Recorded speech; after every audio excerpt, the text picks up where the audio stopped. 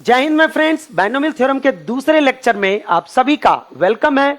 पिछले video lecture में हमारा फोकस कॉन्सेप्ट बिल्डिंग पर था, परंतु इस वीडियो लेक्चर में हमारा फोकस कॉन्सेप्ट के साथ साथ ट्रिक्स पर भी रहेगा। सो इस तरह के कंसेप्चुअल ट्रिक्स वाले वीडियो को अच्छी तरह से समझने के लिए एंड तक अवश्य देखें। तो चलिए स्टार्ट करते हैं। नंबर ऑफ रिजल्टिंग टर्म्स, यह एकमात्र ऐसा टॉपिक है जिससे हर एक एग्जामिनेशन में प्रश्न पूछे जाते हैं, चाहे वो एनडीए हो, चाहे वो एयरफोर्स हो, चाहे वो आईआईटी का मेन पेपर हो और उसके इक्विवेलेंट जितने एग्जामिनेशन हो, सब में ये क्वेश्चंस देखते ही बनता है। अब हम लोग क्या करते हैं, इसको समझने के लिए हम एग्जाम्पल्स लेकर समझते हैं ताकि वो हमको परमानेंट दिमाग में सेट करा दे। तो चलिए और देखते हैं एग्जाम्पल्स लेकर। अगर हम a plus B raise to the power 5 अब plus a minus B raise to the power 5 लेता हूं, तो देखिए इन जनरल हम अगर इस टॉपिक की बात करें तो हम एक्चुअल में इस टर्म को न लिख के हम अगर इसको हम एक मार्क से इंडिकेट करें, जैसे एक सिंबल ले लें, इसके पावर में 5 है तो टर्म्स कितने होंगे 6। तो हम इसको क्या करते हैं 6 के 6 लिख देते हैं, T2 T3 T4 T5 और T6। इस तरह से यदि मैं इसका लिखूं तो देखिए बीच में प्लस है तो हम अगर प्लस यहां लिख दें तो कोई दिक्कत, और यहां पर ऐसे ब्रैकेट लिख दिया क्योंकि प्लस होगा तो अंदर का कोई भी साइन चेंज नहीं होगा। तो इसी तरह से हम यही सारे टर्म्स लिखेंगे, केवल सेकेंड फोर्थ और इस तरह से टर्म्स का साइन चेंज हो जाएगा। तो T1 minus T2 plus T3 minus T4 plus T5 minus T6। अब देखिए क्या हुआ, अगर मुझे रिजल्टिंग टर्म्स निकालने के लिए कहे तो हम कैसे निकालेंगे, देखिए फटाफट ये कट जाएगा, ये कट जाएगा और ये कट जाएगा। तो जब मुझे इसका फाइनल पूछेगा तो ये आएगा 2T1 प्लस 3 और ये कितना हो जाएगा 5। तो कितने नंबर ऑफ टर्म्स आए देख लीजिए, ये ट्वाइस की बात नहीं करूंगा, नंबर ऑफ टर्म्स तो वैसे भी 3 ही हुआ तो यहां 3 हो गया।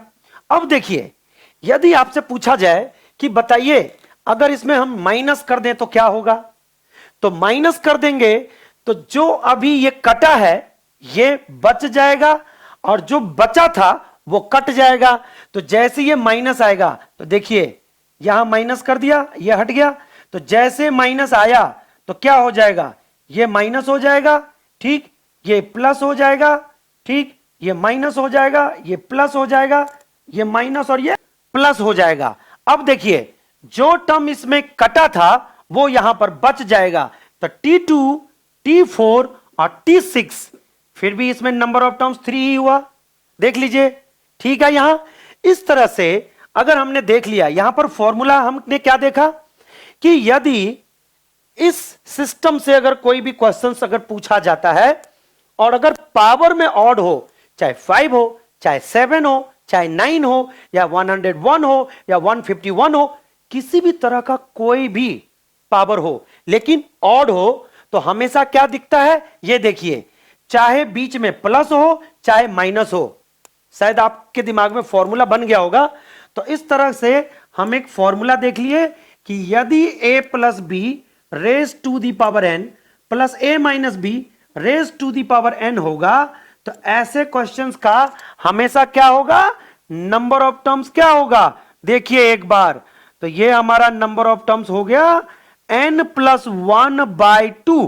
कैसे चेक करिए, ये देखिए 5 है, 5 में एक ऐड करिए तो 6 हुआ, 6 को 2 से डिवाइड करिए तो 3। तो चाहे प्लस वाले में चाहे माइनस वाले में हमेशा यही फॉर्मूला अप्लाई होगा। और साथ में अगर हम इवन नंबर वाला देखें तो देखिए साथ में अगर a plus B raise to the power 4 plus करके देखते हैं a minus B raise to the power 4, फिर से वही बात आया, बाइनोमियल थ्योरम है, पावर 4 है तो नंबर ऑफ टर्म्स क्या होंगे 5।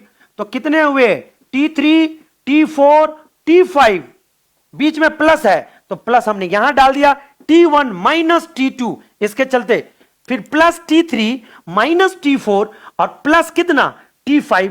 अब देखिए अगर मैं इसको ऐड ऑन करूं तो केवल इसमें 2 ही निगेटिव टर्म है, तो ये कट गया।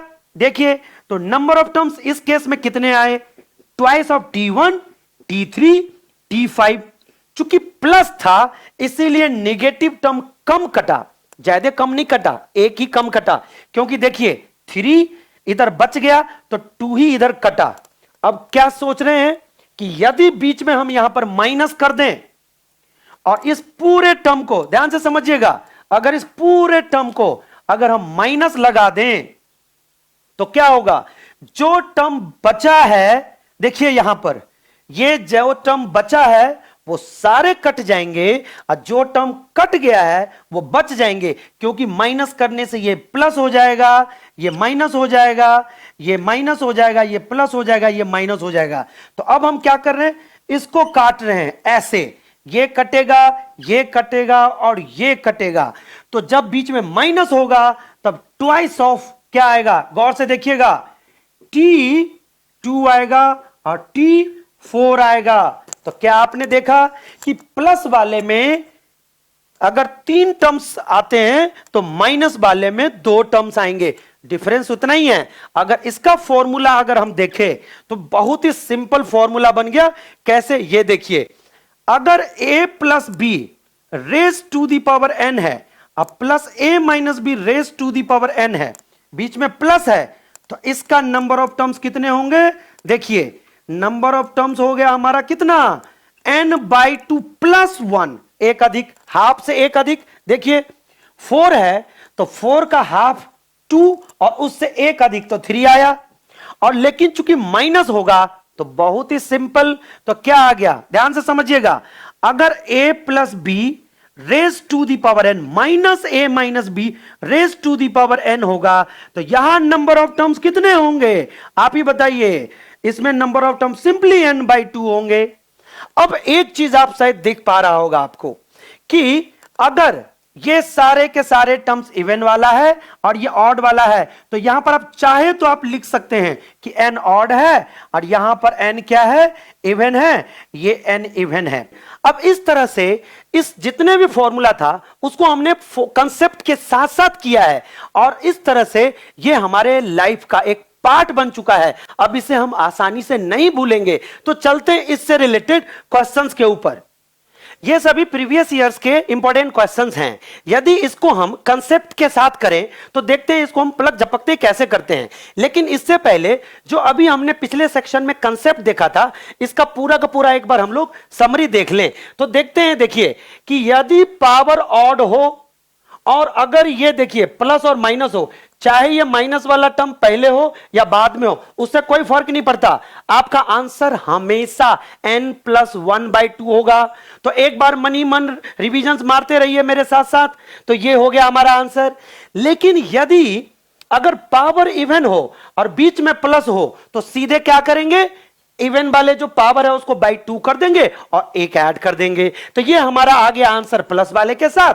और जैसे ही यहां पर हमने देखा कि माइनस है तो हम क्या करेंगे, +1 नहीं करेंगे, अपने हाथ पीछे खींच लेंगे। तो ये हमारा आंसर क्या हो जाएगा, n/2। अब अगर ये हमारे दिमाग में पूरा का पूरा सेट है तो इस क्वेश्चन को अगर बोले कि आप 1 से 2 सेकंड में करते जाइए तो देखिए कैसे करते हैं।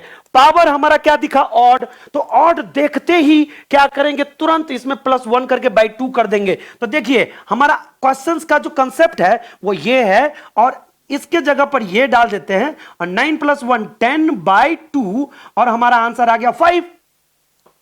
लेकिन यहां पर क्या है, इवन है और इवन होते ही यहां पर निगेटिव है। तो इवन के साथ साथ अगर बीच में निगेटिव हो तो सीधे इवन बाई 2 कर देंगे, कुछ भी नहीं करेंगे। तो n/2 तो कितना हो जाएगा, 18/2। तो हमारा आंसर हो गया 9। इसी तरह से अगर हम 24 का करते हैं तो 24 देखिए यहां पर क्या है, प्लस है। तो आपको यह बात समझ में आ गया होगा, कहिएगा क्या कि अगर बीच में इवन है तो इसका मतलब क्या हो गया, ये n/2 + 1, इसका तो 24/2 + 1 और ये कितना हो जाएगा, 12 1 13। और यहां पर देखिए माइनस है, क्या फर्क पड़ता, ऑड है, आपको पता है ना, चाहे ऑड हो तो इसमें प्लस और माइनस दोनों का एक ही फॉर्मूला अप्लाई होता है। और एकदम बिल्कुल दिमाग में बिठा लीजिए। तो सीधे क्या करेंगे, 101 + 1/2, तो 102/2 और इज इक्वल टू कितना, आप बताइए, 51। और आपको बता दूं कि ये क्वेश्चंस आपके पिछले ईयर में पूछे गए थे और एक बार ऑप्शन देख के आप आश्चर्यचकित हो जाइएगा। इसका ऑप्शन था 202, 101, 50 और 51। देखिए कितना सिमिलर है। जरा सा आपका कंसेप्ट इधर से उधर हुआ, फॉर्मूला याद करने वाले तो हमेशा मिस्टेक करते हैं, ये चीज याद रखिएगा। सो बचता वही है जो कंसेप्ट के साथ एग्जामिनेशन में उतरता है। सो प्लीज अभी भी मौका है, कंसेप्ट को कभी भी नहीं छोड़ना है। तो अब इसके साथ हम लोग क्या करेंगे, अगले वाले टॉपिक पर चलते हैं। यदि बाइनोमियल एक्सपेंशन का मिडिल टर्म या ग्रेटेस्ट कोफिशिएंट्स निकालने के लिए कहा जाता है तो इसे कंसेप्ट के साथ कैसे समझते हैं, ये देखिए। हम बाइनोमियल एक्सपेंशन को हम इस तरीके से लिख लेते हैं।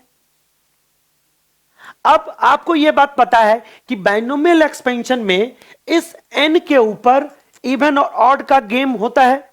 तो यदि यहां से ध्यान से समझिएगा, यदि मैं यह लिख दूं कि इफ n इज इवन, ध्यान से समझिएगा, अगर ये n इज इवन है तो आप ये समझिए कि जब मैं उसको एक्सपैंड करूंगा तो नंबर ऑफ टर्म्स कितने आएंगे, पावर अगर इवन तो नंबर ऑफ टर्म्स ऑड होगा। तो इसका मतलब ऐसे समझिए कि अगर किसी बाइनोमियल एक्सपेंशन के ऊपर या बाइनोमियल जो हमारा एक्सप्रेशन है इसके ऊपर पावर 4, तो जब ये खुलकर जब ये एक्सपेंडेड फॉर्म में चला जाएगा तो कितने टर्म्स हो जाएंगे, 5। और देखिए 5 में ये मिडिल टर्म है, बात समझ में आ रहा है। तो ये बात हमेशा याद रखिए कि जब भी पावर इवन होगा तो नंबर ऑफ टर्म्स ऑड होगा, और जब नंबर ऑफ टर्म्स ऑड होगा तो उस केस में केवल और केवल एक ही मिडिल टर्म होने वाला है। तो वो मिडिल टर्म का फॉर्मूला हम लोग कैसे निकालते हैं वो देखिए। आप इसको बिल्कुल अच्छे से समझिएगा, ये ऑलरेडी इवन है और इसमें अगर कहना है तो लिख सकते हैं इसके अंदर, और इसका जो मिडिल टर्म होगा वो केवल क्या होगा, एक ही होगा। तो मिडिल टर्म ऐसे निकालते हैं हम लोग, n/2 + 1। इसको कैसे समझेंगे, ऐसे समझिए कि पावर अगर 4 है, ऐसे समझते हैं हम। देखिए अगर a + b raise to the power 4 है तो इसको अगर हम एक्सपेंड करते हैं तो t1, t2, t3, t4 और t5 लिख दिया, देख लीजिए। और इसमें देखिए इधर से 2 काट दीजिए, इधर से काट दीजिए, तो ये तीसरा टर्म क्या हो गया, आपका मिडिल टर्म हो गया। हमारा कंसेप्ट भी यही है। अब अगर मान के चले कि कभी आप भूल गए, एकाएक बहुत दिनों के बाद आपने ये चैप्टर उठाया और फिर आपको कोरिलेट करने का मौका कैसे मिलेगा, बस इसी कंसेप्ट के थ्रू आप कोरिलेट कर पाएंगे। तो छोटा छोटा एग्जाम्पल ले लीजिए और इस तरीके से अपने आप को एस्टैब्लिश करके और देख लीजिए कि सबसे पहले तो ये पता चला कि पावर 4 है तो नंबर ऑफ टर्म्स 5, तो 2 इधर से काट दीजिए, 2 इधर से काट दीजिए, तो हमारे पास मिडिल टर्म आया, मिडिल टर्म तीसरा। अब इससे ये कैसे रिलेटेड है, तो इससे देखिए कैसे रिलेटेड है। पहले तो ये इवन है तो बाई 2 कर दीजिए, तो ये 4/2 2 आया, और चूंकि ये तीसरा टर्म है तो ये हमारा फॉर्मूला बन गया। तो अब यही चीज मैंने यहां लिख दिया है। तो अब आप अगर कहीं पर भी जरा सा इधर उधर होने लगता, अगर आपका कंसेप्ट लग रहा हो, तो आप डायरेक्ट क्या करेंगे, छोटे से एग्जांपल लेकर तुरंत अपने आप को एस्टैब्लिश कर लीजिएगा। लेकिन अगर मुद्दा आता है यहां, ध्यान से समझिएगा कि यदि पावर अगर क्या हो, ध्यान से समझिएगा, इफ n इज क्या, ऑड, तो आपको यह बात समझ में आ रहा है कि अगर पावर अगर मान के चलो 5 है तो नंबर ऑफ टर्म 6 हो जाएंगे, और जैसे 6 हो गया तो इवन नंबर आ गया ना। तो अगर हम बारी बारी से अगर दोनों तरफ से नंबर हटाते जाएंगे तो बीच में 2 नंबर आएंगे। तो बस ये चीज याद रख लीजिएगा। तो एक जो हमारा फर्स्ट मिडिल टर्म आएगा, ये याद रखिएगा क्या होगा, फर्स्ट मिडिल टर्म। ये बात बहुत अच्छे से समझिएगा, क्योंकि अगर n ऑड होगा तो 2 से डिवाइड लगेगा नहीं, होना बीच वाला ही है। तो इसका हम आंसर ऐसे लिखते हैं, पहले 1 जोड़कर बाई 2 कर देते हैं। और आपको यह बात पता है कि मिडिल टर्म अगल बगल में ही होता है, नियर बाय में होता है। तो जो ये वाला टर्म हुआ उसका जस्ट अगला वाला दूसरा मिडिल टर्म होगा। तो जो हमारा सेकेंड मिडिल टर्म क्या होगा, एकदम बिल्कुल अच्छे से समझ में आ गया। तो ये बात हमारा पूरा का पूरा कंसेप्ट हो गया, और साथ में आप इसको चाहे तो आप ट्रिक की तरह यूज कर सकते हैं। तो ये बात पूरा का पूरा क्लियर हो गया। तो ये हमारा पूरा का पूरा क्या था, मिडिल टर्म का पूरा कंसेप्चुअल ट्रिक था। तो अब इसके ऊपर अगर हम क्वेश्चंस करें तो मुझे लगता है कि आप 2 से 3 सेकंड्स में किसी भी क्वेश्चंस को आप कर लेंगे। तो चलते हैं इंपॉर्टेंट क्वेश्चंस की तरफ। अब ये मिडिल टर्म से रिलेटेड हम ये तीनों क्वेश्चंस देखते हैं। जो कि प्रीवियस ईयर के क्वेश्चंस हैं और ये बहुत ही इंपॉर्टेंट क्वेश्चन है आपके प्रैक्टिस के लिए। तो चलिए इसमें पहला क्वेश्चन है कि what is the middle term in the expansion of this, और आपको ये बात पता है कि इसका मिडिल टर्म निकालना है। अब केवल मिडिल टर्म निकालना है, ये चीज देख लीजिए। तो आपको ये पूरा का पूरा टर्म लेना पड़ेगा। यहां पर क्या है, पावर 8, तो हम सीधे क्या करते हैं, मिडिल टर्म हमारा 1 आएगा क्योंकि इवन है, और ये इस तरीके से आएगा 8/2 + 1, और ये 8/2 + 1 इसको एक जनरल फॉर्मूला भी रिप्रेजेंट करता है। कैसे, 4 + 1। तो इसको कुछ भी नहीं करेंगे, ऐसे छोड़ देंगे, क्योंकि मुझे यह बात पता है कि TR+1 का फॉर्मूला होता है NCR इंटू, अगर ए बी में लिखे तो A⁻⁴ n-r B⁻⁴ तो बस आपको यह चीज समझना है, यही फॉर्मूला हम यहां लगा रहे हैं। तो क्या करेंगे डायरेक्ट यहां से, ये देखिए सीधे लिख देंगे 8C4 इंटू 1 का तो कुछ है ही नहीं मतलब, तो 1 हम लिखेंगे नहीं, तो सीधे हम लोग डायरेक्ट किस पर चले जाते हैं, -this⁻⁴ और ये वाला जाता है ऊपर। अब देखिए कितना बढ़िया हो गया, 8C4 तो हम लोग डायरेक्ट लिख देंगे 8 फैक्टोरियल अपॉन 4 फैक्टोरियल इंटू 8 - 4, तो ये भी 4 फैक्टोरियल। अब दोनों में से किसी को भी ले लीजिए, तो ये आ गया। देखिए पावर क्या है, इवन है, तो ये माइनस हट जाएगा, तो ये आ गया x⁻⁴ और नीचे 2⁻⁴ को हम लोग देंगे 16। अब आगे जब इसको सॉल्व करेंगे तो 8 फैक्टोरियल को हम तोड़ते तोड़ते 4 फैक्टोरियल तक ले जाएंगे, तो 8 × 7 × 6 × 5, और अगला वाला 4 फैक्टोरियल होता है, वो हमने इसके साथ काट दिया, तो केवल 4 फैक्टोरियल बच गया। इसको भी हम इस तरीके से लिख देंगे, 1 लिखते नहीं है, तो x⁻⁴/16। अब देखिए यहां से ये कटेगा, तो यहां 2 बचा, यहां से इसको काटेंगे 3 से ये कट गया। अब देखिए कुछ भी नहीं बचा, तो ऊपर सिंपली कितना बच गया, 35 x⁻⁴ और अपॉन कितना 8। This is your answer.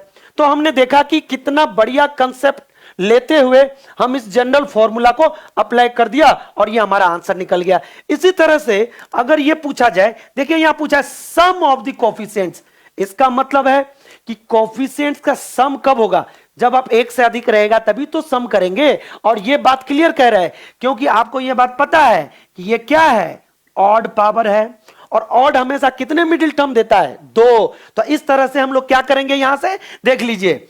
तो सबसे पहला जो मिडिल टर्म होगा ये होगा हमारा, यहां से यही डायरेक्ट लिख लें 15 + 1/2, और एक होगा 15 + 1/2 + 1।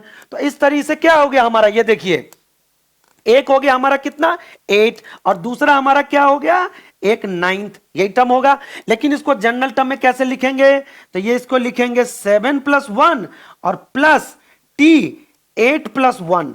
अब चूंकि मुझे केवल कोफिशिएंट्स की बात कर रही है, तो कोफिशिएंट्स में x हम नहीं लेंगे, केवल मैं क्या करूंगा, इस x के पीछे का जो वैल्यू है वो लेंगे, दैट मींस कांस्टेंट टर्म। और वो कहां से आएगा, ये आएगा हमारा कॉम्बिनेशन वाले पार्ट से। तो सीधे हम लोग क्या करेंगे, यहां 15C7, ध्यान से समझिएगा, जो x का पार्ट है वो नहीं ले रहे, वो ये भी एक ट्रिक है, ये याद रखिएगा, ज्यादा मेहनत नहीं करना पेपर के अंदर। और इसका क्या बच गया 15C, और ये 8 + 1 है 8। ये एक डायरेक्ट फॉर्मूला दे रहा है, NCR + NCR + 1, इससे एक अधिक है। तो हम क्या करेंगे, इसका इन दोनों में से बड़ा वाला नीचे लिख लेंगे और इस वाले को 1 बढ़ा के लिख लेंगे, तो ये आपका आंसर हो गया। अब हम लोग देखते हैं, इसका केवल कोफिशिएंट्स निकालना है, किसका, मिडिल टर्म का। पावर कितना है, 4 है, तो आपको यह बात पता चल गया कि इसका मिडिल टर्म 1 ही होगा और ये n/2 + 1 होगा। ये सिंपली 2 + 1 दे रहा है। अब इसका केवल कोफिशिएंट्स निकालना है, तो x को यूज नहीं करेंगे, सिंपली हम लोग क्या करेंगे 4C2 इंटू 2⁻² इंटू x को छोड़ते हुए 3⁻² लिख देंगे। अब जब इसको पूरा का पूरा खोलेंगे तो ये होगा 4 × 3 × 2 फैक्टोरियल। अब देखिए 4 फैक्टोरियल को हमने डायरेक्ट 2 फैक्टोरियल तक लिख दिया, क्योंकि नीचे 2 बार 2 फैक्टोरियल है, तो एक बार यहां से कट गया, 2 फैक्टोरियल तो 2 ही होता है, तब भी इसको काट दिया 2, और यहां पर 3 × 3 = 9 है। तो अब देखिए कितना हो जाएगा, ये नीचे बच गया हमारा कितना, 3 × 2 = 6। अब देखिए यहां से एक और चीज बच गया, यहां से 4, तो इस 4 को भी हम यहां पर डाल देते हैं। तो इस तरह से कितना आंसर आ गया, 9 × 3 = 27 इंटू, अब देखिए 4 × 2 = 8, तो ये 12 हमारा कितना हो गया, 216। तो इस तरह से ये भी हमारा आंसर आ गया। तो हमने देखा कि कितना जल्दी से हमने बिल्कुल कंसेप्ट लगाते हुए सारे के सारे क्वेश्चंस कर लिया। तो है ना मजेदार चीज। तो इस वीडियो में इतना ही। यदि यह वीडियो आपको अच्छा लगा हो तो आप प्लीज इसे लाइक तथा शेयर जरूर करें। और हां, यदि आप इस चैनल पर नए हैं तो इस चैनल को सब्सक्राइब जरूर कर लें और साथ ही बेल आइकन को प्रेस कर लें ताकि इसी तरह का इंफॉर्मेटिव वीडियो सबसे पहले आप तक पहुंचे। जय हिंद, जय भारत।